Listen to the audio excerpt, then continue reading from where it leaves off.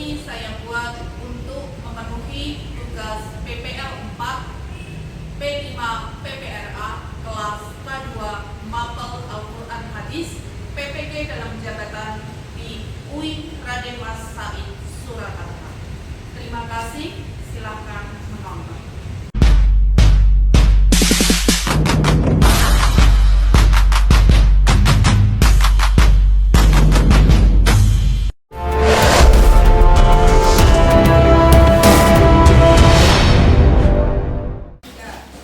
Assalamualaikum warahmatullahi wabarakatuh. Waalaikumsalam warahmatullahi wabarakatuh. Masih semangat ya? Masih. Gimana kodenya? Semangat. Thank you. Bagus sekali. Ingat ya, kita hari ini akan melakukan tahapan perkenalan dari P5 PPRA ya, Project Profil Pelajar Pancasila Rahmatan lil Alamin. Nah, sudah tahu belum? Kalian dikumpulkan di sini untuk apa? Dalam tema apa? Belum ya. Temanya adalah gaya hidup berkelanjutan. Perihal apa? Perihal pengelolaan sampah. Nah, sebelum kita bahas lebih lanjut dan lebih jauh, kita tonton dulu video berikut. Berat.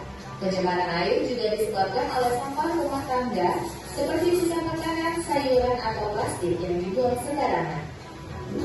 Pencemaran air di tempat keli dapat diatasi dengan cara membuat instalasi pengolahan air limbah atau IPAL. Tujuannya adalah untuk mengolah limbah pabrik agar lebih aman. IPAL melalui beberapa tahapan, mulai dari menyaring, mengendarkan, menguraikan, dan mematikan bakteri penyakit. Pencemaran air. Pencemaran lingkungan. Tentu dari pencemaran lingkungan ini kalian sudah tahu ya dampak dari limbah-limbah tersebut. Nah, limbah itu ada yang namanya limbah organik dan limbah anorganik.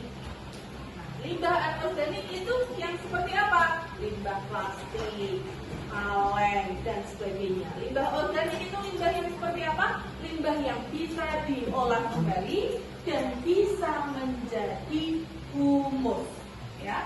Nah, yang akan kita bahas kira-kira kalau di sekolahan ini terus-menerus sampah berserakan tanpa adanya pemisahan, yang mana itu organik, yang mana itu anorganik, akan seperti apa kira-kira dampaknya? Ada yang tahu tidak? Dekat. Apa Mas Akbar? Lebih susah diurai. Ada lagi?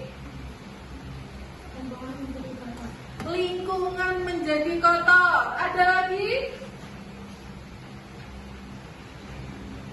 Tentu jika sampah terus-menerus tertimbun dan tidak diolah lagi, kita akan mencium bau yang tidak sedap. Kalau sampah tidak diambil dan tidak diolah atau tidak dibuang pada tempatnya, tentu akan berakibat fatal, sumbatan di air selokan. Ya tidak. Nah, maka dari itu dari video yang sudah kalian tonton dan dari yang saya maaf, setelah kalian menonton video tadi, ya, video tentang pencemaran lingkungan, silakan kalian membuat peta konsep, ya, peta konsep. Misalkan begini, kotak pertama adalah pencemaran lingkungan, lalu buat anak panah pencemaran air, pencemaran udara, pencemaran tanah. Nah, pencemaran air ini disebabkan oleh apa saja? Pencemaran udara disebabkan oleh apa saja? Pencemaran tanah disebabkan oleh apa saja? Lalu ditarik lagi anak panah itu menjadi apa? Dampak dari pencemaran tersebut. Paham? Paham ya? Silahkan kalian kerjakan. Saya bagi per kelompok membuat satu peta konsep saja.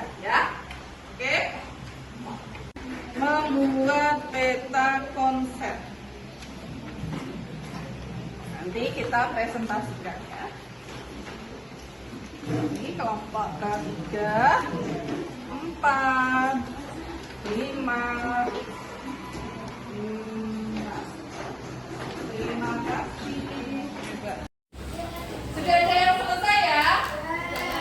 Ya, kelompok Alin silakan maju. Sapa kelompok Lulu ya, mewakili teman-temannya. Yuk, berani. Silakan Mbak Alin. Ayo. Pencemaran air disebabkan oleh limbah pabrik dan limbah rumah tangga. Air menjadi keruh. Itu disebabkan karena membuang sampah limbah pabrik di sungai, membuang limbah rumah tangga di sungai. Ada juga pencemaran udara. Pencemaran udara disebabkan karena kendaraan bermotor, asap pembakaran. Terima kasih ya atas presentasinya di kelompok 1 sampai kelompok 6. Setelah tadi kalian pengenalan tentang jenis-jenis sampah, lalu membuat tugas jenis-jenis sampah yang ada di lingkungan madrasah. Kita kali ini setelahnya akan mengenalkan tentang dampak sampah bagi kehidupan, baik itu sampah organik dan sampah anorganik. Tujuannya apa? Biar nanti kita bisa memilah apa yang masih bisa didaur ulang, apa yang harus dibuang gitu ya. Karena sejatinya sampah organik itu masih bisa didaur ulang kembali. Dijadikan apa? Salah satunya pupuk. Menonton cara pengelolaan sampah organik. Ini ada sumbernya berasal dari pemerintah Kota Yogyakarta, Dinas Lingkungan Hidup. 1, 2, 3, mulai.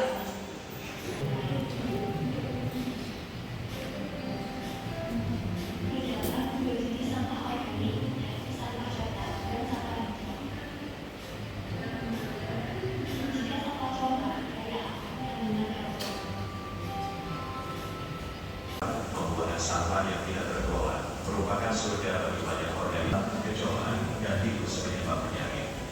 Potensi bahaya kesehatan yang ditimbulkan oleh limbah antara lain diare, kolera.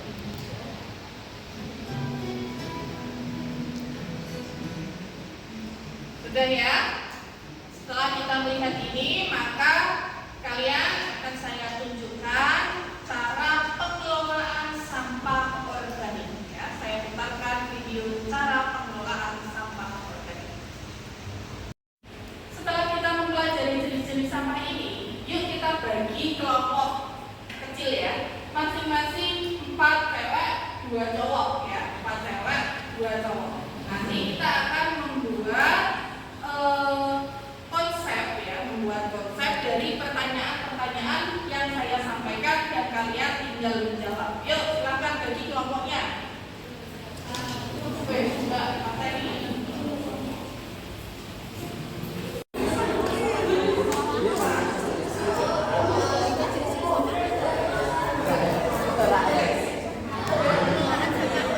Terima kasih ya. Tahap pengenalan pengelolaan sampah organik di lingkungan madrasah dalam kegiatan P5 PPRA kita kali ini tentang tema gaya hidup berkelanjutan sudah selesai. Nah, tinggal besok kita akan